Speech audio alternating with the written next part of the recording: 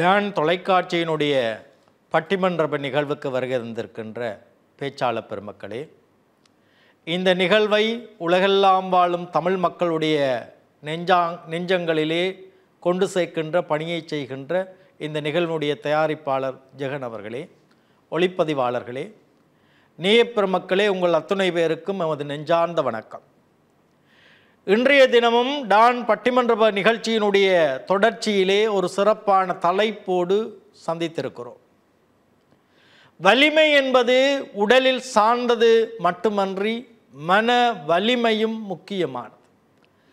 மனதை பண்படுத்தப்படுகின்ற போதுதான் அது எங்களுடைய வாழ்வினுடைய உச்சத்தை தொடுவதற்கு காரணமாக அமையும்.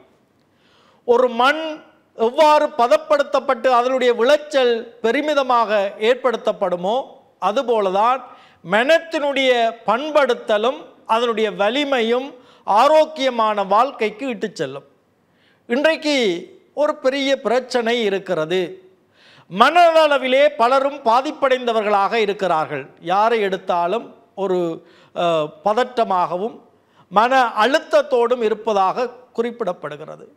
பாடசாலை மாணவர்களும் அத்தகைய மன அழுத்தத்துக்கு ஆளாகி இருக்கக்கூடிய நிலைமை இருக்கிறது. இன்றைக்கு உலகிலே தற்கொலை விகிதங்களிலே இலங்கை 4ஆம் இடத்தை பதிவு செய்திருக்கின்ற என்றால், உலக நாடுகளினுடைய எண்ணிக்கையில் 4ஆம் இடத்தை பதிவு செய்து கொண்டிருக்கின்றால் இதனுடைய தாற்பயம், இதனுடைய முக்கியத்துவம் எந்த அளவுக்கு இருக்கிறது என்பதை நாங்கள் புரிந்து கொள்ளக்கூடியதாக இருக்கிறது. ஆகவே மன வலிமையை ஏற்படுத்துவதன் ஊடாகத்தான் வாழ்க்கை ஆரோக்கியமாக இருக்க முடியும். மன வலிமையை ஏற்படுத்துவதில் அதாவது எங்களுடைய வாழ்க்கையில் வருகின்ற சவால்களை வெற்றி கொண்டு அதை எவ்வாறு கையாளுவது என்ற திறன் யாருக்கு இருக்கிறது என்ற கேள்வியை நாங்கள் தொடுக்கின்றால், அதிகம் யாருக்கு இருக்கிறது என்ற கேள்வியை தொடுத்தோம் என்றால், ஆண்களா பெண்களா இந்த மன வலிமையில் அதிகம் இருக்கிறார்கள் அல்லது உடையவர்களாக இருக்கிறார்கள் என்று பேசுவதற்காக இன்றைய பேச்சாளர்கள் வந்திருக்கிறார்கள். ஆகவே மன வலிமையில் அதிகம் உடையவர்கள் ஆண்களா பெண்களா என்ற இந்த பட்டிமன்ற தலைப்பில் பேச்சாளர்களை வரவேற்று, இப்பொழுது மன வலிமையில் ஆண்களே அதிகம் இருக்கிறார்கள் என்று பேசுவதற்காக எங்களுடைய மிருபா குணசீலன் அவர்கள் வருகை தந்திருக்கிறார். யாழ்ப்பாண பல்கலைக்கழகத்தினுடைய விஞ்ஞான பீடத்தில் கற்றுக்கொண்டிருக்கின்ற ஒரு விஞ்ஞான சமூக விஞ்ஞானத்தையும் உள்ளடக்கிய ஒரு அறிவியலை தன்னகத்தை கொண்ட மிருபா குணசீலன் இந்த துறை சார்ந்து பேசுவதற்கு அவரை அன்போடு அழைக்கின்றேன். வாருங்கள். வள்ளுவனையும் கம்பன் கவி பாரதியையும் பெற்றெடுத்து வங்க கடல் தாண்டி வானமே அழைக்க சங்கென முழங்கும் என் சென் தமிழுக்கு முதற்கண் வந்தனங்கள்.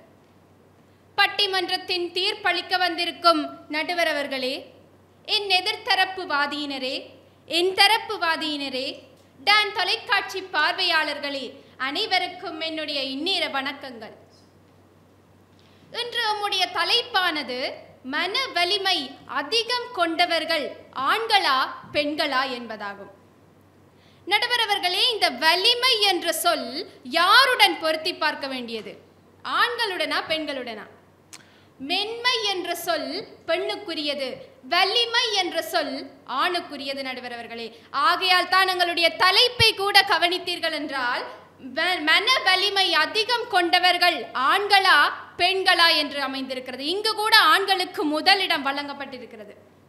அப்படி என்றால் மன வலிமை என்றால் சிரமம் வந்தாலும் சிதறாமல் நிற்கக்கூடிய உள்ளத்தினுடைய உறுதி, பிரச்சனை வந்தாலும் பின்வாங்காமல் இருக்கக்கூடிய மனதினுடைய பொறுமை, அலை புரண்டு ஓடி வரும் நதிகளினிடையே கருங்கற்களை போல அயராது வீசும் புயல் காற்றினிடையே மிடுக்காக நிற்கும் ஆலமரத்தினை போல கலைந்தோடும் மேகங்களுக்கு நடுவே பிரகாசமாக ஒளிரும் நிலாவினை போல எத்தனை சோதனைகள் வந்தாலும் திடமான மனத்துடன் தைரியமாக நிற்பது ஒரு ஆண்மகன்தான். இன்று நம்முடைய தரப்பில் இருந்து மன வலிமை அதிகம் கொண்டவர்கள் ஆண்களே என்று வலியுறுத்த வந்துள்ளோம்.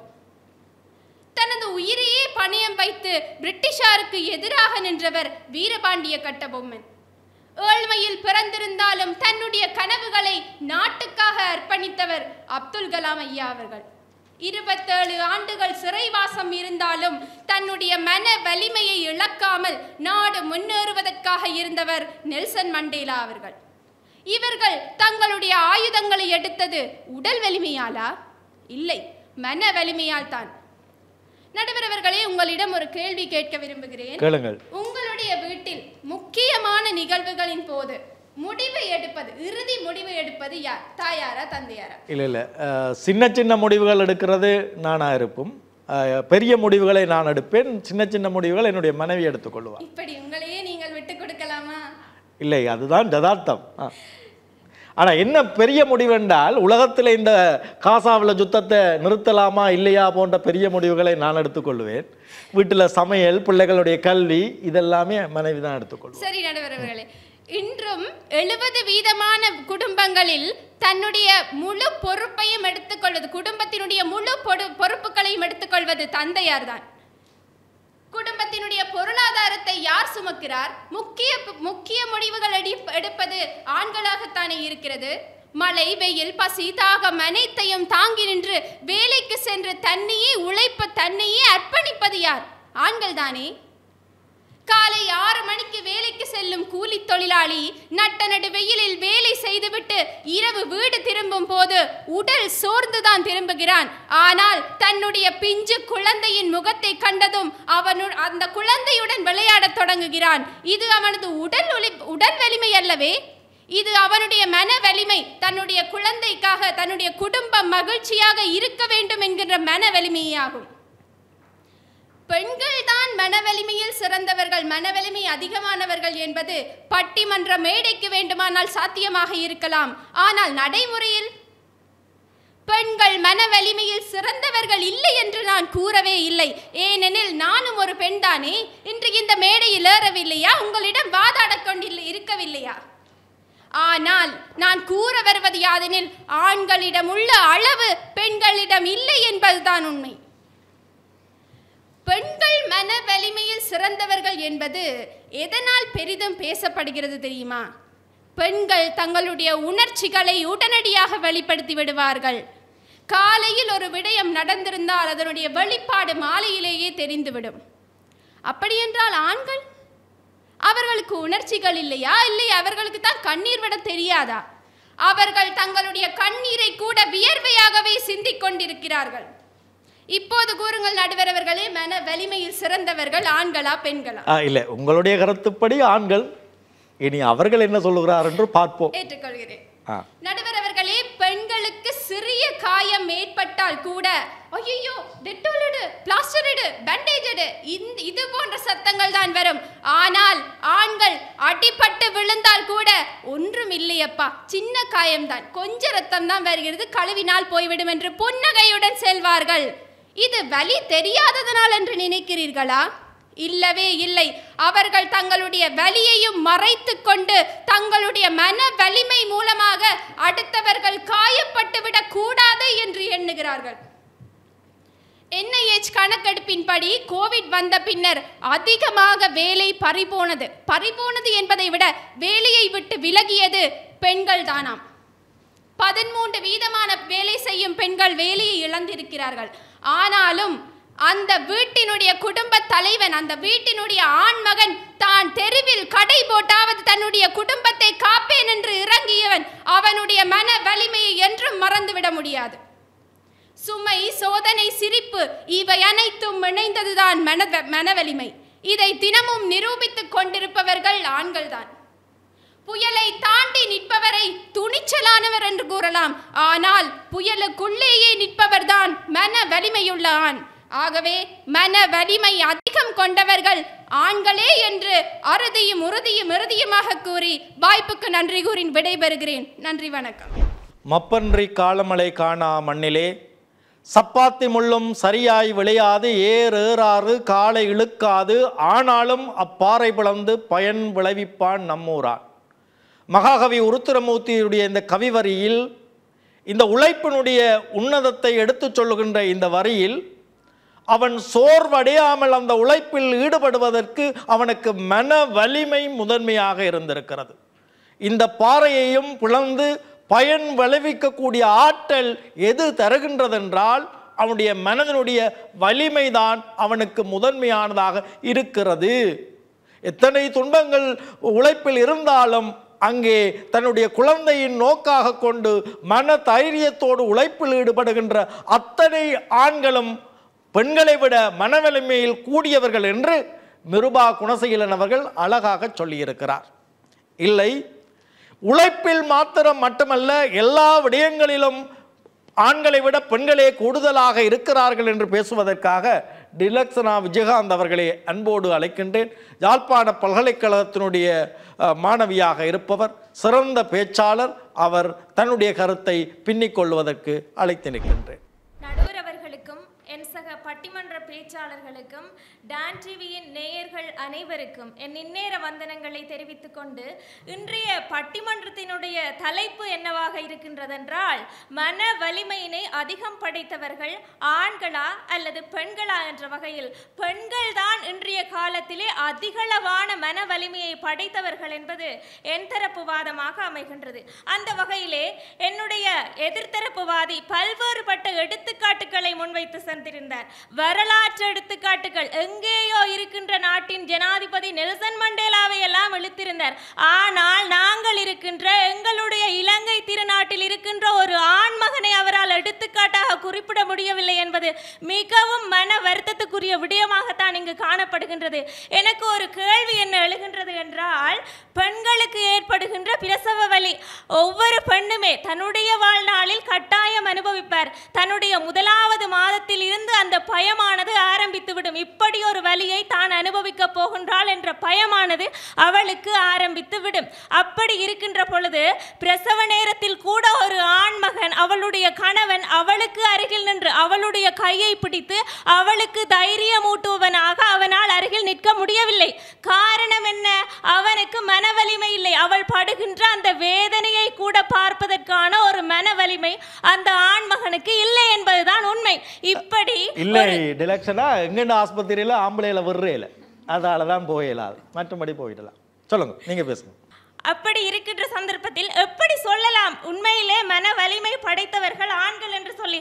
அது மட்டுமில்லாமல் உண்மையான ஒரு விடயம், எங்களுடைய சமூகத்தில் நடக்கின்ற மிக பொருத்தமான உண்மையான விடயம் என்னவென்றால், ஆண்களுக்கும் பெண்களுக்கும் ஏற்படுகின்ற காதல் தோல்வி. உண்மையில் அதனை ஆண்களால் தாங்கிக் கொள்ள முடியாது. அவர்கள் குடிப்பார்கள், போதைப் பொருட்களுக்கு அடிமையாவார்கள். அது மட்டுமல்லாமல் அந்த பெண்ணுடைய முகத்திலும் ஆசிட் அடிப்பார்கள். அவளை பற்றிய தவறான புகைப்படங்களையும் செய்திகளையும் சமூக வலைத்தளங்களிலும் பரப்புவார்கள். அது மட்டுமல்லாமல் அவளுடைய குடும்பத்தாரையும் கேவலப்படுத்துவார்கள், சொல்ல போனால் கொலையே செய்வார்கள். இப்படி இருக்கின்ற பொழுது என்றைக்காவது நடுவர் அவர்களே நீங்கள் கேள்விப்பட்டிருக்கின்றீர்களா? ஒரு பெண் அவளுடைய காதல் தோல்விக்காக அவள் காதலித்த காதலனை கொலை செய்தாள் என்றதை நீங்கள் என்றைக்காவது கேள்விப்பட்டிருப்பீர்களா? இல்லை, கேள்விப்பட்டிருக்க மாட்டீர்கள். ஏனென்று சொன்னால் கேள்வியை கேட்டு நீங்களே விட சொன்னா பரவாயில்ல, சொல்லுங்க நடுவர் அவர்களே, உங்களுடைய கருத்துக்களையும் நீங்கள் இல்ல நீங்க சொன்னா சரி, பேசுங்க. அப்படி இருக்க ஒரு காதல் தோல்வியை கூட தாங்கிக் கொள்ள முடியாத மனநிலையில் இருப்பவர்களாகத்தான் ஆண்கள் இருக்கின்றார்கள். அந்த பெண்ணை எப்படி கேவலப்படுத்தலாம் என்பதைத்தான் அவர்கள் யோசிக்கின்றார்கள். ஆனால் ஒரு பெண் அதனை கடந்து அவளுடைய வாழ்க்கையில் எவ்வாறு முன்னேறலாம், அடுத்த கட்டத்திற்கு அவளுடைய வாழ்க்கையை நடத்தி செல்லலாம் என்றுதான் அந்த பெண் இருப்பாள். ஒரு பொழுதும் தான் காதலித்த அந்த காதலனை கேவலப்படுத்துவதற்கான முயற்சிகளில் இறங்க மாட்டாள். அதுவும் முக்கியமாக கொலை செய்வதில் இறங்க மாட்டாள் என்பதுதான் உண்மை. அப்படி இருக்க இங்கு ஆருடைய மனவலிமை வெளிப்படுகின்றது? ஆண்களுடைய மனவலிமையா, பெண்களுடைய மனவலிமையா? நிச்சயமாக பெண்களுடைய மனவலிமைதான் இங்கு வெளிப்படுகின்றது என்பது நிச்சயமான உண்மை. அடுத்ததாக இன்றைக்கு ஒரு பெண்ணுடைய கணவன் இறந்தாலோ அல்லது கைவிட்டு சென்றாலோ அவள் தன்னுடைய மிகுதியான வாழ்க்கையை பொருளாதார ரீதியாகவும் தன்னிறைவு செய்து கொண்டு, அது மட்டுமல்லாமல் தன்னுடைய பிள்ளைகளையும் வளர்க்கின்ற அளவுக்கான மன வலிமை இருக்கின்றதை இன்றைய பெண்களிடம் இருக்கின்றது.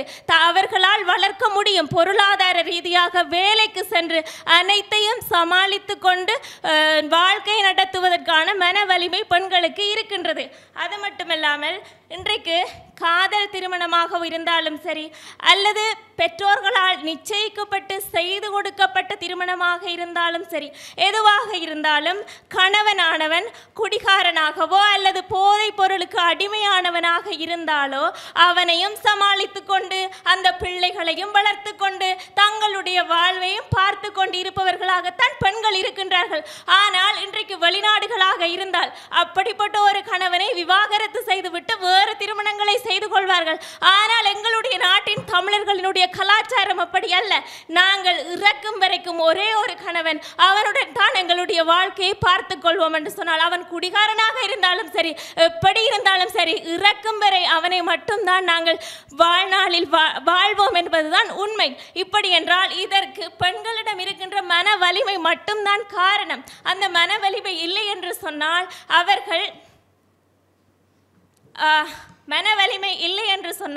அவர்கள் அந்த பாதையில் இருந்து விலகி சென்று விடுவார்கள். ஆனால் அவர்களுக்கான மன வலிமை என்பது காணப்படுகின்றது. இன்றைக்கு இலங்கையிலே போர் நடந்து முடிந்து இத்தனை ஆண்டுகளாகிவிட்டது. அதில் அங்கவீரர்களாகவும் பல்வேறுபட்ட பெண்கள் காணப்படுகின்றார்கள். இருந்தும் அவர்களுடைய படிப்பை தொடர்கின்றார்கள், வாழ்க்கையை பார்க்கின்றார்கள், திருமணம் செய்து கொள்கின்றார்கள். அனைத்தையும் போர் நடைபெற்று முடிந்தது என்னவோ உண்மைதான். ஆனால் அதில் அதிகளவான பாதிப்புகளை எதிர்கொண்டவர்கள் பெண்கள் தான். அவர்களுக்கு பெற்றோர்கள் கிடையாது, கணவன் இல்லை, சகோதரர்கள் இல்லை, பிள்ளைகளை இழந்திருக்கின்றார்கள். இப்படி இருக்கின்ற பொழுது அதையெல்லாம் தாங்கிக் கொண்டு தங்களுடைய வாழ்க்கையை பார்த்து கொள்கின்றார்கள் என்று சொன்னால் அவர்களுடைய மன வலிமை தானே இங்கு காரணமாக இருக்கின்றது. ஆகவே ஆண்களுக்கான மன வலிமையை கொடுப்பவர்களே பெண்கள் தான். வெறும் உடல் அளவில் மட்டும்தான் ஆண்கள் பலம் கொண்டவர்களாக இருக்கின்றார்கள். அப்படிப்பட்ட ஆண்களுக்கு மன வலிமையினையும் பெற்றுக் கொடுப்பவர்கள் தான் பெண்களாக இருக்கின்றார்கள். எனவே மன வலிமையை அதிகம் படைத்தவர்கள் பெண்கள் தான் என கூறி விடைபெறுகின்றேன். மிக்க நன்றி. இப்பொழுது டிலக்ஸனா அவர்கள் ஆண்களை விட பெண்கள் மன வலிமையில் சிறப்பாக இருக்கிறார்கள் என்று தனது கருத்துக்களை பதிவு செய்திருக்கிறார்.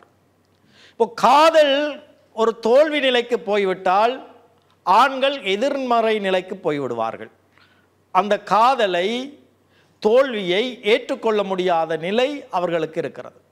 ஆனால் இத்தகைய காதல் தோல்விகளிலும் மனவலிமை உறுதியாக இருப்பவர்கள் பெண்களாக இருக்கிறார்கள் என்பது டிலக்ஸனாவுடைய கருத்து.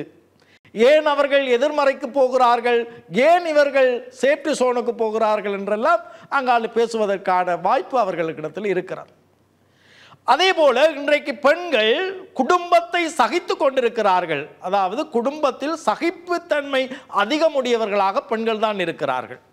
கல்லானாலும் கணவன், புல்லானாலும் புருஷன், அவன் எப்படி இருந்தாலும் அவன் எந்த புருஷன், வாழும் வரை அவனோடு தான் வாழ்வோம் என்ற அந்த தமிழ் பண்பாட்டு சூழலில் அவர்கள் தங்களை இணைத்திருக்கிறார்கள். இரட்டை சுமையோடு அவர்கள் இருக்கிறார்கள். குடும்ப சுமை, வேலை சுமை, அத்தனை சுமைகளையும் மனவலிமையால் மேலோங்கி செய்கின்றவர்களாக பெண்கள் இருக்கிறார்கள் என்று டிலக்ஸனா தன்னுடைய கருத்தை பதிவு செய்திருக்கிறார். ஜமீனா கிருஷ்ணசாமி அவர்கள் இப்பொழுது பேச வருகின்றார். அரசியல் துறையில் சிறப்பு பட்டம் படித்துக் கொண்டிருக்கின்ற மாணவி என்ன தன்னுடைய கருத்தை பதிவு செய்கிறார்கள் என்று பார்ப்போம். பாருங்கள். சபைக்கண் வீற்றிருக்கும் அனைவருக்கும் இந்நேர இனிய வணக்கங்கள். உலகவாழ் டான் தமிழ் சொந்தங்கள் அனைவருக்கும் இந்நேர வணக்கங்கள். அழகான ஒரு தலைப்பில் நாங்கள் சங்கமித்துள்ளோம். அதாவது அதிகம் மனவலிமை கொண்டவர்கள் ஆண்களா பெண்களா? இதில் என்ன கேள்வி? நிதர்சனமான உண்மை யாதெனில் அதிகமாக மனவலிமை கொண்டவர்கள் ஆண்களே என்பது நிதர்சனமான உண்மை. அதாவது மனித பிறவியின் தோற்றுவாய் முதல் இன்று வரை அதிகமான மனவலிமை படைத்தவர்களாக காணப்படுவது ஆண்களே. எம் தரப்பினரிடமிருந்து இதற்கு அழகான எடுகோள்கள் கூறப்பட்டன. எதிர்த்தரப்பு சகோதரி அவர்கள் என்னிடம் பல வினாக்களை தொடுத்திருந்தார். ஆண்களுக்கு மனவலிமை இருக்கின்றதா, இலங்கையில் மனவலிமை படைத்த ஆண்கள் இருக்கின்றார்களா என்று பலவிதமான கேள்விகளை என்னிடம் தொடுத்து சென்றுள்ளார். அதற்கான பதில்கள் என்னிடம் அதிகமாக இருக்கின்றது சகோதரி அவர்களே. பெண் பாதுகாப்பு முதல் ஒரு நாட்டை பாதுகாப்பது வரை அனைத்து விதமான விடயங்களிலும் ஒரு ஆணை முதன்மையாக காணப்படுகின்றான். உங்களுக்கு தெரிந்த விடயமே, எம்முடைய நாடு மட்டுமல்ல எதிர்நாடுகளிடம் இருந்தும் எங்களை பாதுகாப்பது ஆண் வர்க்கமே. அதாவது போலீஸ் பிரிவாக இருந்தாலும் சரி, இராணுவ படையாக இருந்தாலும் சரி, அதில் அதிகமாக காணப்படுவது ஆண்களே. இவர்களிடம் அதிகமான மன வலிமையானது காணப்படுகின்றது. எங்களுடைய நாடு 2019ற்கு பிற்பட்ட காலப்பகுதியில் அதிகமாக பொருளாதார சுமை நிறைந்த நாடாக இருந்தது. அக்கால பகுதியில் இடைத்தேர்தல் வந்தது. இந்த இடைத்தேர்தலில் போட்டியிடுவதற்கு பெண்கள் முன்வரவில்லை. ஏன்? பெண்களிடம் மன வலிமைகள் இல்லையா? ஒரு ஆண், அதாவது ஒரு ஜனாதிபதியாக வரக்கூடிய தகுதி பெண்களுக்கு இல்லையா? தகுதிகள் இருந்தும் ஏன் அந்த பதவியை அவர் தெரிவு செய்யவில்லை?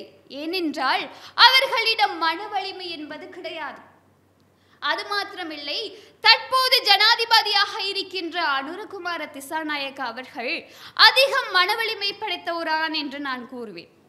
பல்வேறு நாடுகளிடமிருந்து பல கடன் சுமைகள் எங்களுடைய நாடுகள் கொண்டிருந்தாலும் கூட அதனை நான் முன்னேற்றுவேன்.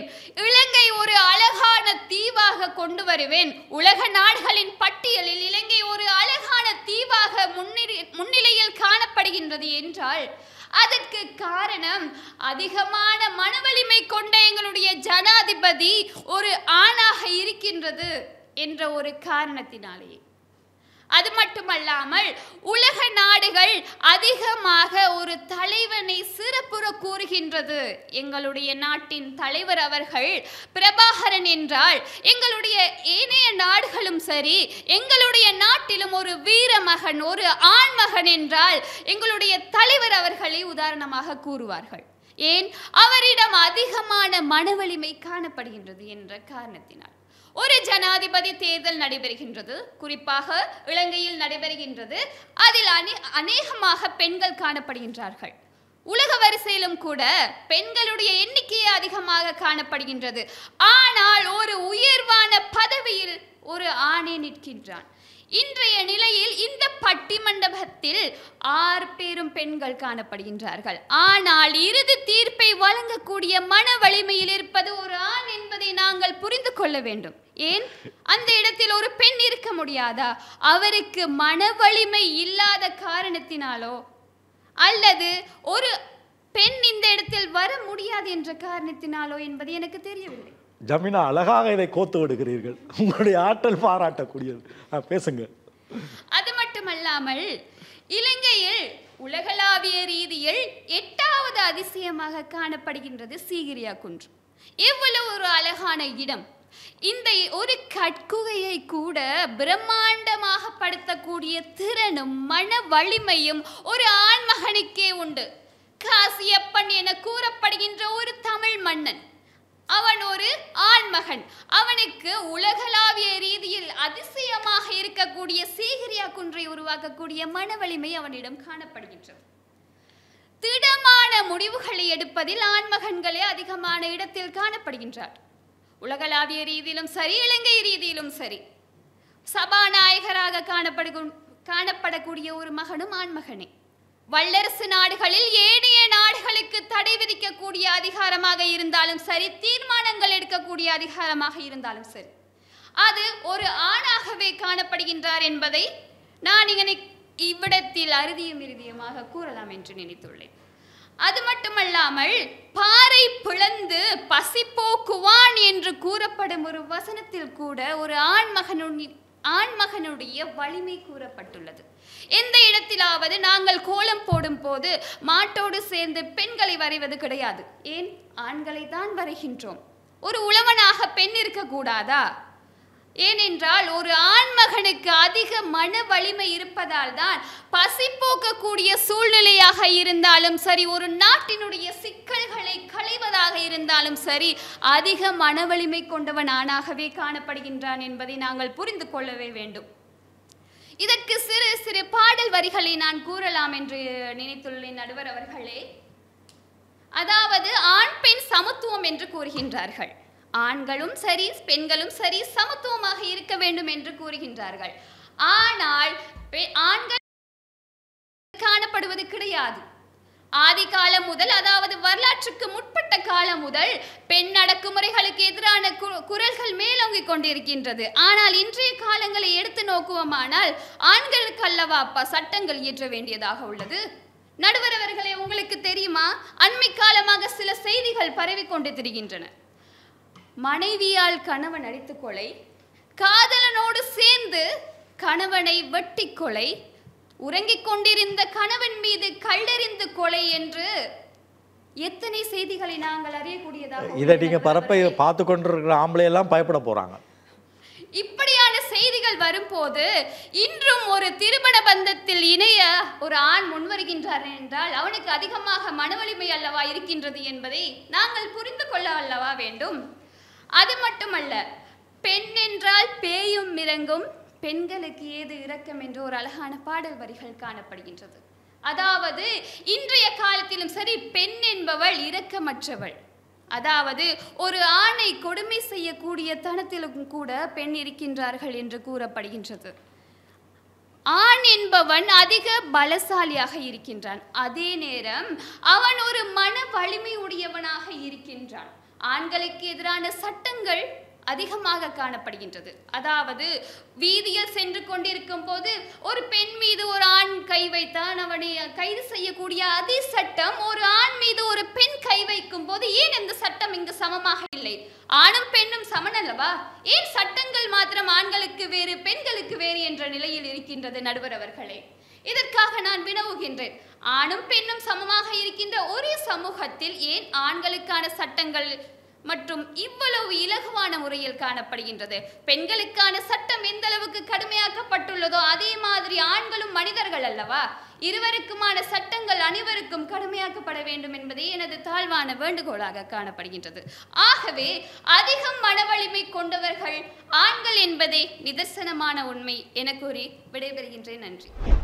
ஜமீனா அவர்கள் பேசுகின்ற போது எங்களுடைய மனவலிமை குடும்பத்தில் இருந்த அப்பால் நாட்டினுடைய முடிவுகளை, அந்த நாட்டினுடைய பொருளாதாரம், அரசியல், இத்தனை சூழலிலும் முடிவுகளை எடுக்கக்கூடிய அந்த வலிமை ஆண்மகனுக்கு இருக்கின்றமையினால் அந்த அரசியலுடைய அதிகாரங்களில் அதிகமாக ஆண்கள் இருக்கிறார்கள். அதுபோல நாட்டினுடைய பாதுகாப்பு எதிர்த்தரப்பிலிருந்து வந்தாலும் அல்லது இயற்கை சார்ந்த அனர்த்தங்களிலும் முன்னிலை வகிப்பவர்களாக ஆண்கள் இருக்கிறார்கள். ஆகவே அந்த படைகளிலும் அந்த அதிகாரங்களிலும் ஆண்கள் இருப்பதற்கு காரணம் அவர்களுடைய அதிகமான மன வலிமை தான் என்று தன்னுடைய கருத்தை பதிவு செய்திருக்கிறார். எங்களுடைய அதிகாரிக்கு இப்பொழுது ஒரு கலக்கம் இருக்கிறது. சரிதானே, ஆனால் இந்த அதிகார பீடத்தில் அதிகாரத்துறையில் நானும் இருக்கிறேன். வடமாகாணத்தினுடைய சுற்றுச்சூழலுடைய அதிகார சபையினுடைய துறையில் உத்தியோகத்தராக கடமையாற்றுபவர், அதே போன்று சுற்றுச்சூழல் முகாமைத்துவ துறையில் முது விஞ்ஞானிமானி பட்டத்தை கற்கை கொண்டிருப்பவர்.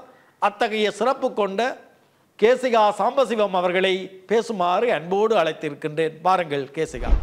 பட்டினி கிடந்து பசியால் மெலிந்து பால்பட நேந்திடினும், கட்டி இழுத்து அங்கம் பிளந்து கால் கை முறிந்து இழந்து துடித்திடினும், பொங்கு தமிழை பேச மறப்பேனோ?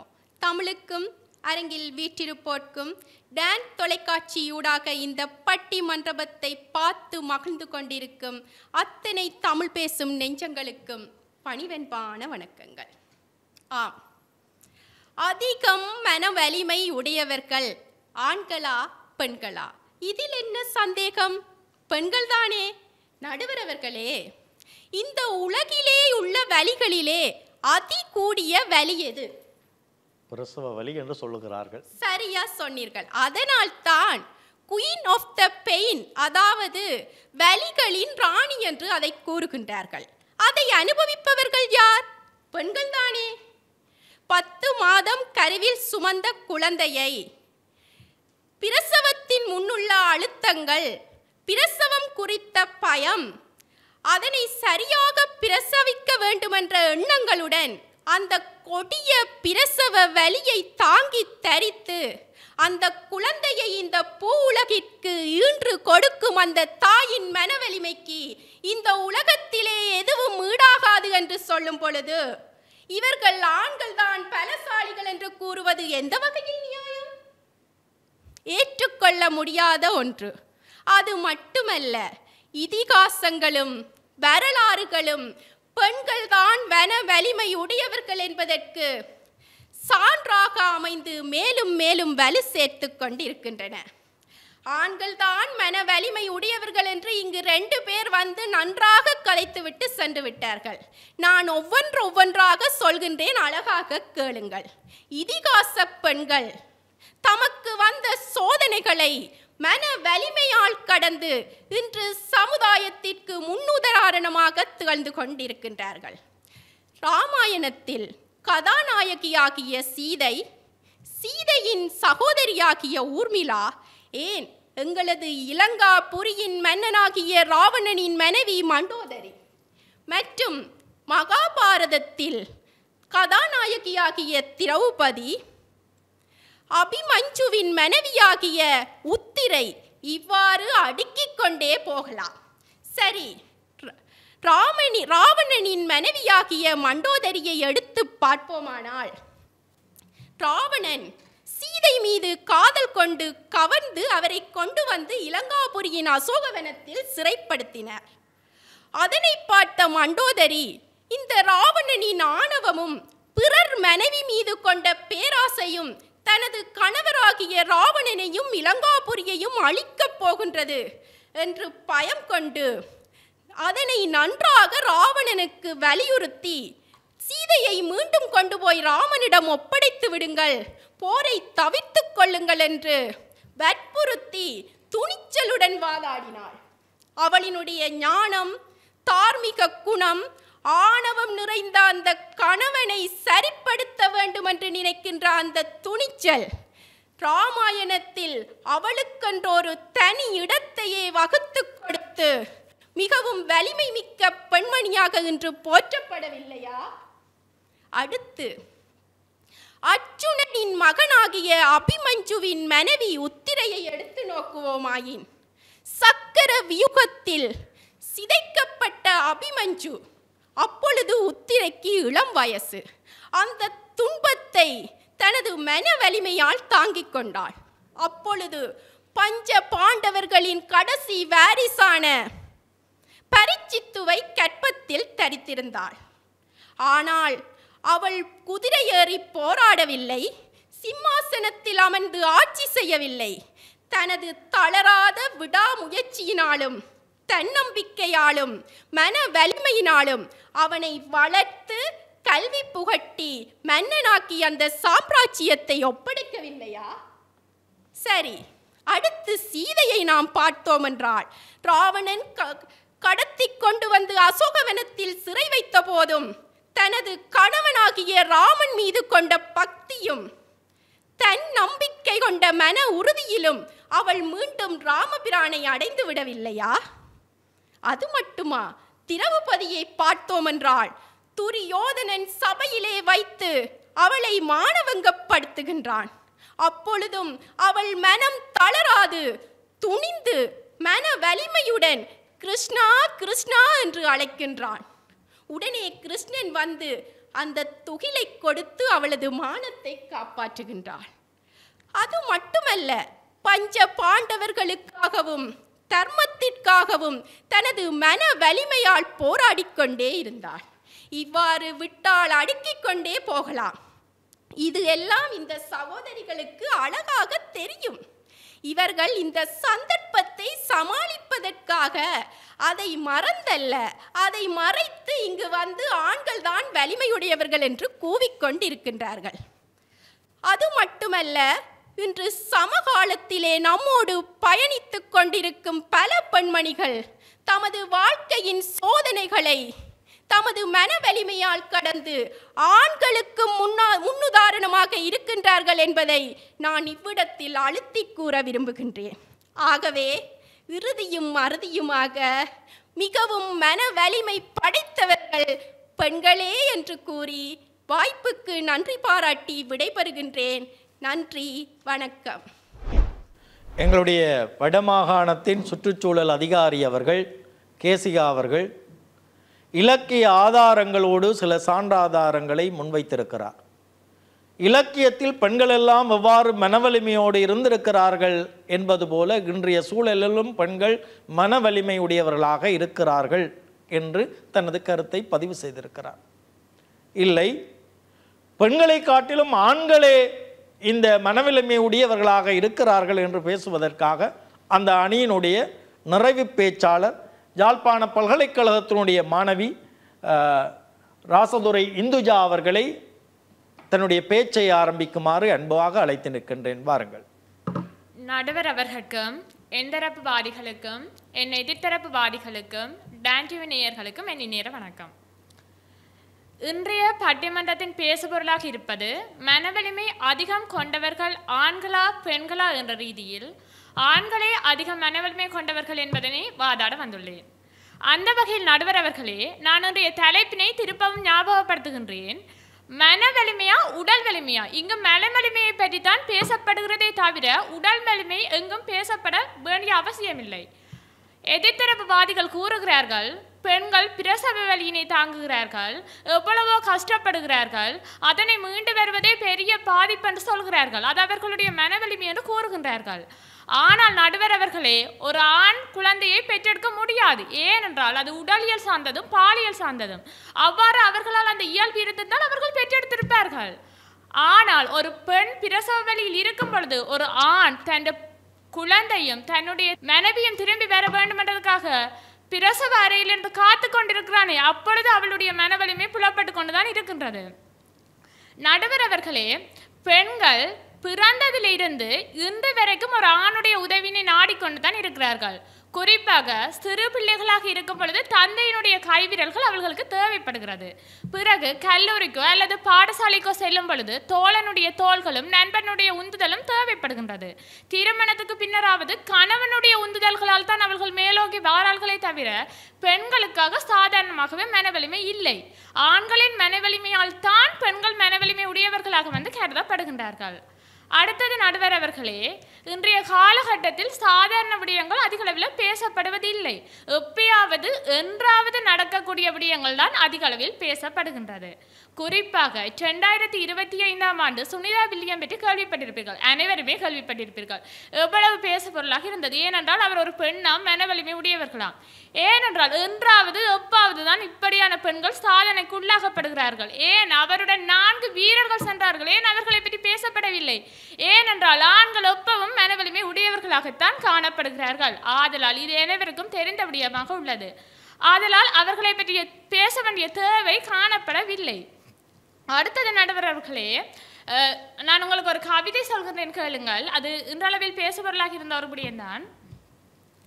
அவள் அவர்களை கொலையாளிகள் அல்ல என்றும் முதலில் அவன் தன் காதலனே அல்ல என்றும் நீதிமன்றத்தில் சாட்சி சொல்லும் பொழுது பார்வையாளர் மேடையில் தான் இருந்தது அந்த காதல். இதுவும் அதுபோல் பலவற்றை கடந்து வந்து விட்டது. நடுவர் அவர்களே, இதில் உங்களுக்கு ஏதேனும் புரிகின்றதா? என்றும் புரியவில்லை, ஆனால் மக்களுக்கு புரிந்திருக்கு. சொல்லுங்க. நடுவர் அவர்களே, ஒரு பெண் தான் காதலிக்கிறவனை காதலிக்கின்றேன் என்று சொல்வதற்கு கூட மனவலிமை இல்லை.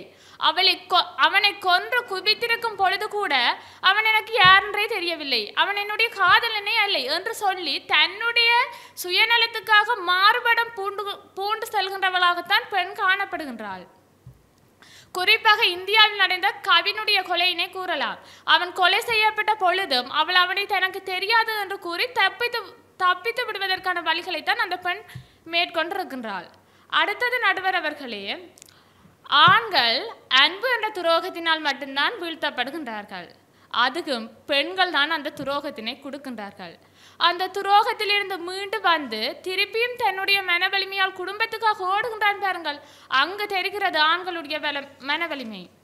அடுத்தது நடுவர் அவர்களே, எதிர்த்தரப்பு வாதிகள் பல்வேறு இதிகாச புராண கதைகளை குறிப்பிட்டிருக்கின்றார். குறிப்பாக ராமாயணம், அதில் மண்டோதரி சீதையினை பற்றியெல்லாம் மிக அழகாக குறிப்பிட்டிருக்கிறார்.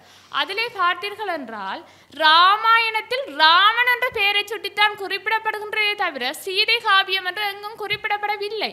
அதிலே ஆணுடைய மனவலிமை எவ்வாறு போற்றப்படுகின்றது என்று தெரிகின்றது. அடுத்தது நடுவர் அவர்களே, மண்டோதரி மிகவும் மனவலிமை உடையவர்கள் என்று பல காரணங்களை கூறியிருக்கின்றார். பாருங்கள், மண்டோதரி ராவணன் தவறு செய்கின்றான் என்று தெரிந்த பிறகும் வாய் திறந்து எந்த ஒரு மறுப்பும் தெரிவிக்கவில்லை. அவனை திருத்துவதற்காக எந்த ஒரு நடவடிக்கையும் அவள் மேற்கொள்ளவில்லை. ஆனால் இறுதியில் தன்னுடைய மகன் இறந்த பொழுதுதான் வாய் திறந்தாள். ஏன்? அதுவும் புலம்புவதற்காக. புலம்பினால் தன்னுடைய மகன் இறந்து விட்டான் என்று புலம்புவதற்காக மட்டும்தான் மண்டோதரி வாய் திறந்தாலே ஒழிய அவளுடைய மனவலிமை அங்கு எப்பொழுதும் புலப்படவே இல்லை. அடுத்தது நடுவர் அவர்களே, சீதை வந்து மிகவும் மனவலிமை உடையவர்கள் என்று கூறப்படுகிறார்கள். ஆனால் சீதை காத்திருந்தால் தன்னை ராமன் வந்து காப்பாற்ற வேண்டும் என்று. ஏன்? அவன் மனவலிமை உடையவர் தானே. அடுத்ததாக இறுதியாக கூறுகின்றேன், இன்றைய காலத்தில் ஒரு பெண்ணிடம் போய் உன்னை விட அவள் அழகாக இருக்கிறாள் என்று கூறிப்பார்கள். உடனே சோர்ந்து மனம் கலங்கி விடுவாள். ஏனென்றால் பெண் தன்னை விட மற்றவர் மேலாக இருப்பதை வந்து ஒரு பொழுதுமே பொறுத்து கொள்ள மாட்டாள். அடுத்தது, ஆண்கள் இறுகிய மனம் படைத்தவர்கள், பெண்கள் இலகிய மனம் படைத்தவர்களாகவே காணப்படுகின்றார்கள். குறிப்பாக மரண வீட்டில் போய் பார்த்தீர்கள் என்றால் அழுது புலம்புவது பெண்களாகத்தான் இருப்பார்கள். தட்டி தோள் கொடுப்பது ஆண்களாகவே இருப்பார்கள். இந்த அடிப்படையில் ஆண்கள் தான் மனவலிமையில் மிகுந்தவர்களாக காணப்படுகின்றார்கள். அந்த வகையில் இன்றும் அன்றும் ஆண்கள் தான் மனவலிமையில் சிறந்தவர்கள் என்று கூறி விடைபெறுகின்றேன். நன்றி. இந்தியா அவர்கள் எங்களுடைய ஆண்களே மனவலிமையில் அதிகமாக இருக்கிறார்கள் என்பதை தன்னுடைய கருத்தை முன்வைத்திருக்கிறார். இப்பொழுது இந்த பட்டிமன்றத்தினுடைய நிறைவி பேச்சாளர் லட்சியா மகாதேவன் அவர்கள் வருகை தந்திருக்கிறார். யாழ்ப்பாண பல்கலைக்கழகத்தினுடைய மாணவி இவர். இந்த மனவலிமையில் சிறந்தவர்களாக இருப்பவர்கள் பெண்களே என்று பேசுவதற்காக அந்த அணியின் சார்பில் வாதிட அன்போடு அழைக்கின்றேன். வாருங்கள். என் உயிருக்கும் மேலான தமிழுக்கும், என்னை மன வலிமையோடு பெற்றெடுத்த என்னுடைய தாய்க்கும், மாமேதையாக அமர்ந்திருக்கும் நடுவர் அவர்களுக்கும், பட்டியை கிளப்பிக் கொண்டிருக்கும் மென்தரப்புவாதிகளுக்கும், அதிலே குட்டியை குழப்பிக் கொண்டிருக்கும் எதிர்த்தரப்புவாதிகளுக்கும், எங்களுடைய பட்டி மண்டபத்தை கண்டுகளித்துக் கொண்டிருக்கின்ற டான் தொலைக்காட்சி நேய சொந்தங்கள் அனைவருக்கும் என்னுடைய அன்பான வணக்கங்கள். அழகான தலைப்பு, மன வலிமை அதிகம் உடையவர்கள் ஆண்களா பெண்களா? அதில் எங்கள் பக்கம் பெண்கள் என்ற தலைப்பில் இறுதியாக நான் வாதாட வந்துள்ளேன்.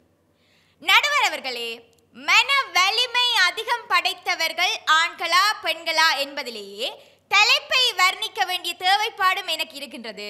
மன வலிமை என்பது, அதாவது ஏதாவது ஒரு இடர்பாடுகள், ஏதாவது ஒரு பிரச்சனைகள் ஏற்படும் போது அதை அவர்கள் எவ்வாறு நிவர்த்தி செய்து கொள்கிறார்கள் என்பதற்கு தான் மன வலிமை அதிகம் படைத்தவர்கள் பெண்களா ஆண்கள் என்ற கேள்வி எழுகின்றது. நாங்கள் எடுத்து நோக்குவோம். அழகாக கூறியிருந்தார்கள், என்ன பிரச்சனை வந்தாலும் ஆண்கள் சிங்கம் போல அதனை பார்த்து கொள்வார்கள் என்று சொல்லி. பெண்களுக்கு எவ்வளவு பெயர்கள் ஒன்று இந்த சமூகத்தில். கணவனை இழந்தால் ஒரு பெயர், அந்த பெண் வயதுக்கு வரவில்லை என்றால் ஒரு பெயர், அந்த பெண்ணின் கணவனுக்கும் அந்த பெண்ணுக்கும் திருமணம் நடந்த பிறகு அந்த பெண்ணுக்கு பிள்ளை பிறக்கவில்லை என்றால் ஒரு பெயர். ஆண்களுக்கு இருக்கின்றதா? இந்த நேரத்தில் அந்த பெண் அவ்வளவு பெயர்களையும் தன்னிடம் வேண்டிக் கொண்டு தான் மன வலிமை. ஒன்றும் வேண்டாம். என்னுடைய தரப்புவாதி அழகாக கூறியிருந்தார் பிரசவ வலியை பற்றி. நான் எடுத்து காட்டுகிறேன். ஒவ்வொரு மாதமும் வருகின்ற மாதவிடாய் வலியை ஏதாவது ஒரு ஆணால் தாங்க முடியுமா? நீங்கள் கூறலாம் இது ஒரு உடல் வலி என்று சொல்லி, பெண்களுக்கு தான் இது நிகழும் என்று. ஆனாலும் அந்த உடல் வலியையும் கல்வியாக இருக்கட்டும், விளையாட்டாக இருக்கட்டும், அரசாங்க வேலைகளில் செய்யும் அரசாங்க வேலை செய்யும் பெண்களாக இருக்கட்டும், வீட்டில் வேலை செய்யும் பெண்களாக இருக்கட்டும், அந்த உடல் வலியை தாங்கிக் கொண்டு அந்த மன வலிமையால் அதை கட்டுப்படுத்தி கொண்டு தங்களுடைய வேலைகளை செய்து கொண்டிருக்கிறார்கள். இதை விட ஒரு மனவலியை ஆண்களால் தாங்க முடியுமா என்பதுதான் என்னுடைய கேள்வி. அடுத்ததாக கூறியிருந்தார்கள், இறப்பு வீட்டில் பெண்கள் அழுது புலம்புகிறார்கள் என்று சொல்லி. பெண்கள் அழுது புலம்பினால் தான் அது இறப்பு வீடு, இல்லை என்றால் அது கேள்விக்குறியாக அமையும். தன்னுடைய வீட்டில் பெண்கள் அழுது புலம்புவார்கள், பெண்கள் அந்த துக்க தினத்தை பார்த்து கொள்வார்கள் என்பதால் மட்டுமே ஆண்கள் அதற்கான மற்ற ஏற்பாடுகளை செய்கிறார்கள். அதையும் இங்கு நாங்கள் நன்றாக புரிந்து கொள்ள வேண்டும். அது மட்டுமல்லாமல் கூறியிருந்தார்கள், காயம் ஏற்பட்டால் பிளாஸ்டர் கேட்குறாங்க, அது கேட்குறாங்கண்டு. சில நேரங்களில் 102% பெண்கள் நகரத்தில் உள்ள பெண்கள் கேட்கலாம். கிராமத்தில் உள்ள பெண்களை எட்டி பாருங்கள், எங்களுடைய அம்மாக்களை யோசித்து பாருங்கள். எவ்வளவு காயங்கள் இருந்தாலும் ரத்தம் சொட்ட சொட்ட எங்களுடைய இனத்துக்காக போராடியவர்களும் இருக்கிறார்கள் என்பதை நீங்கள் விளங்கிக் கொள்ள வேண்டும். அரசியல் ரீதியில் எடுத்து நோக்கி இருந்தார்கள். அதுவும் மின தலைவன் வேலுப்பிள்ளை பிரபாகரன் ஐயா அவர்களை கூறியிருந்தார்கள். அவர் எங்களுடைய இனத்துக்காக மன வலிமையோடு போராடினார் என்று. நான் கூறுகிறேன், அவரை நாங்கள் இப்பொழுதும் கடவுளாக பார்ப்பதற்கு, அவர் மன வலிமையோடு போராடினார் என்பதற்கு மேலாக அவருக்காக அவருடைய மனைவி அந்த குழந்தைகளை தான் பொறுப்பேற்று பார்ப்பேன் என்ற மன வலிமை அவருடைய மனைவிக்கு இருந்ததால் மட்டும்தான் எம்மின தலைவனால் எம்மினத்திற்கு எதிராக நடந்த அட்டூழியங்களுக்கு போராட முடிந்தது என்பது என்னுடைய கருத்து. அடுத்ததாக, திடமான முடிவுகளை ஆண்கள் எடுப்பார்களாம். நகைப்புக்கான விடயம் இது. பெண்கள், அதாவது ஒரு வீட்டில் அப்பா அம்மா இருந்தால், அப்பா என்னதான் வழியில் ஓம் என்று சொல்லிட்டு வந்தாலும் அம்மாவிடம் இரவில் கேட்பார், இந்த முடிவு சரியாக இருக்குமா, இது செய்தால் சரியாக இருக்குமாண்டு. அம்மா கூறினால் மட்டும்தான் அந்த முடிவு பின்னர் அங்கால் செல்லுப்படும், அல்லது அத்தோடு அது நிறுத்தி கொள்ளப்படும். மன வலிமை அதிகம் படைத்தவர்கள் பெண்கள் திடமான முடிவு எடுப்பார்கள். அது மட்டுமல்ல, பெண்கள் இந்த அழகை பற்றி யோசிப்பார்கள் என்று சொன்னார்கள். பெண்களுக்கு தெரியும் தானே, பிரசவ வலி, அதாவது ஒரு குழந்தை பிறந்த பிறகு தங்களுடைய அழகு அழிந்து விடும் என்று. அதையும் அவர்கள் எந்தவித யோசனையுமின்றி அழகாக தங்களுடைய பிள்ளைகளுக்காக பெற்றெடுக்கிறார்கள். இதை விட ஒரு அழகு அவர்களுக்கு இருக்குமா? பெண்கள் மன வலிமை படைத்தவர்கள் என்பது பற்றி கூறுவதற்கு. அடுத்ததாக கூறியிருந்தார்கள்,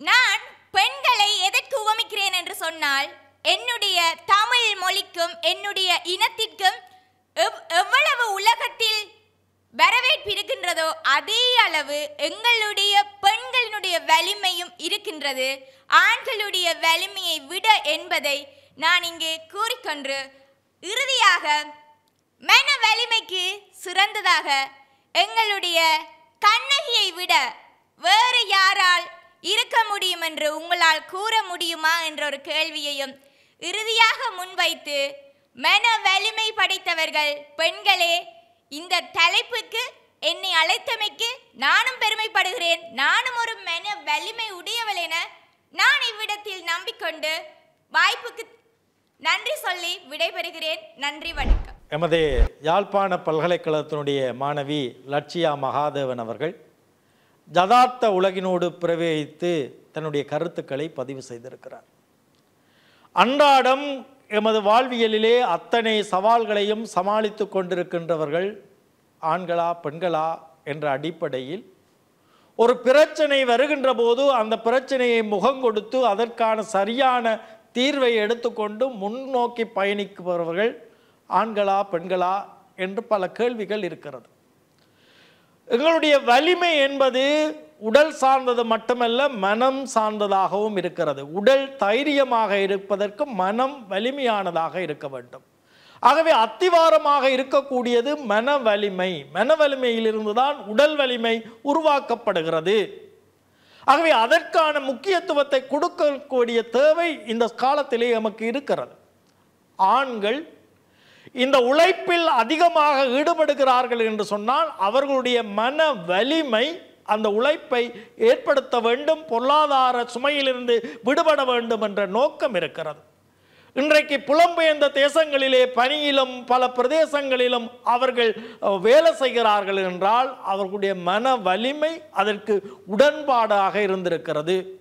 இன்றைக்கு குடும்ப சூழலிலே பல சிக்கல்களை ஆண்கள் எதிர்நோக்குகிறார்கள். பொருளாதாரம் மட்டுமல்ல, இன்றைக்கு தனது வீட்டாரை சமாளிப்பதா, தனது பிறந்த வீட்டாரை சமாளிப்பதா, அல்லது மனைவியின் வீட்டாரை சமாளிப்பதா என்றது கூட அவர்களுக்கு ஒரு பிரச்சனை. அந்த பிரச்சனையை கூட சமாளித்து அவர்கள் நகர்ந்து செல்லுகின்றார்கள் என்றால் அந்த குடும்பம் சரியாக இருக்க வேண்டும் என்கின்ற அந்த மன வலிமைதான் அவர்களுக்கு காரணமாக இருந்திருக்கிறது. பல உணர்வுகளை பெண்கள் அதிகமாகவே வெளிப்படுத்துவார்கள். எந்த உணர்வுகளாக இருந்தாலும், சோகமாக இருந்தாலும் சரி, கோபமாக இருந்தாலும் உடனே அவர்கள் வெளிப்படுத்துவார்கள். ஆனால் ஆண்கள் அதனை வெளிப்படுத்துவது மிகவும் குறைவாக இருக்கிறது. ஏனென்றால் அந்த சமூகம் அவ்வாறு உருவாக்கி இருக்கிறது. ஆண்மகன் அழக்கூடாது, ஆண்மகன் இப்படி இருக்கக்கூடாது. அப்ப அதனாலே அவன் தன்னுடைய உணர்வுகளை வெளிப்படுத்த முடியாமல் இருக்கிற நிலைமை இருக்கிறது. இது மன வலிமைக்கு காரணமாக அமையுமா என்ற ஒரு கேள்வி நமக்கு இருக்கிறது. அது மன வலிமையை ஏற்படுத்துமா என்ற ஒரு கேள்வி ஏற்படுகிறது. ஆக ஆண்கள் பல சந்தர்ப்பங்களிலே மனவலிமை உடையவர்களாக இருந்தாலும், இங்கே பேசும்போது சொன்னார், காதலன் எவ்வளவுதான் துன்பங்கள் செய்தாலும் அந்த நேரத்தில் காட்டிக் கொடுக்காமல் இருப்பது அவளுடைய மன வலிமை இன்மை என்று சொன்னார்கள். ஆனால் அந்த இடத்திலும் தனக்கு துரோகம் செய்தவனை காட்டிக் கொடுக்காமல் இருக்கின்ற அந்த மன வலிமை என்பது, மன்னிப்பு என்பதே ஒரு உயர்ந்த மன வலிமை. நான் ஒருவனை மன்னித்து விடுகிறேன் அல்லது இதனை நான் சகித்துக் கொள்ளுகிறேன் என்பது கூட அது உயர்ந்த மன வலிமை. எங்களுடைய நேர்மறையான எண்ணங்களை வளர்ப்பதும் ஒரு மன வலிமைதான் என்பது இங்கே பதிவு செய்யக்கூடிய விடயம். எங்களுடைய சமுதாயம் தாய் வழி சமுதாயமாகத்தான் இருந்தது. பின்னர் தான் அது தந்தை ஆதிக்க முடியவதாக, ஆண் ஆதிக்க முடியவதாக மாறினான். எப்பொழுதுமே குழுக்கள் ஒரு தாயை அடிப்படையாக கொண்டு, பெண்ணை அடிப்படையாக கொண்டுதான் எங்களுடைய குழுக்கள், சமூக குழுக்கள் இருந்தன. பிறகு தனக்கு வாரிசு சொத்து என்ற அடிப்படையில் வருகின்ற போது பெண்ணை தனக்கு உரியவனாக தனி உடைமையாக்கி கொண்டான் அல்லது தனக்குரியவனாக மாற்றிக்கொண்டான். ஆக மொத்தத்தில் பெண்கள் தான் அத்தனை மனவலிமை உடைய குழுக்களில் இருந்திருக்கிறார்கள். இன்றைக்கு இலங்கை சூழலிலே விஜயன் வருகின்ற போதும் குவேனிதான் இந்த நாட்டின் இந்த குழுமத்தினுடைய ஒரு தலைவியாக இருந்திருக்கிறார். இன்றைக்கும் கோயில்களில் பார்ப்போம், நாச்சிமார் என்ற ஆலயங்கள் இருக்கிறது. நாச்சிமார்கள் தான் அந்த சூழலிலே அவர்கள் ஆளுகை செய்தவர்களாகவும் அந்த சமூகத்தை வழிநடத்தக்கூடியவர்களாகவும் இருந்திருக்கிறார்கள். ஆகவே பெண்கள் இந்த இடத்தில் முக்கிய பாத்திரம் வகித்திருக்கிறார்கள். காலப்போக்கில் அது மாற்றம் அடைந்திருக்கிறது. ஆனாலும் இன்றைக்கு சமூகத்திலே, வீட்டிலே ஒரு வறுமை வருகின்ற போது எத்தனை தாய்மார்கள் அந்த சோற்றுப்பானையை மூடிவிட்டு வெறும் தண்ணீரை குடித்து உறக்கத்துக்கு போகிறார்கள். அத்தனை தாய்மாரும் அந்த மனவலிமை, பிள்ளைகளை படிக்க வேண்டும், இந்த பொருளாதார சுமையெல்லாம் நான் பார்க்க வேண்டும் என்கின்ற அந்த உயர்ந்த தன்மை பெண்களுக்குத்தான் இருக்கிறது. ஆண்கள் காட்டிலும் பெண்கள் வலிமை மிக்கவர்களாக இருக்கின்றமையினால்தான் எங்களுடைய சமுதாயம் அதை நகர்த்தி கொண்டு இருக்கிறது. இன்றைக்கு தற்கொலை விகிதங்களில் ஆண்கள் அதிகமாக இருக்கிறார்கள், பெண்கள் அப்படி அல்ல.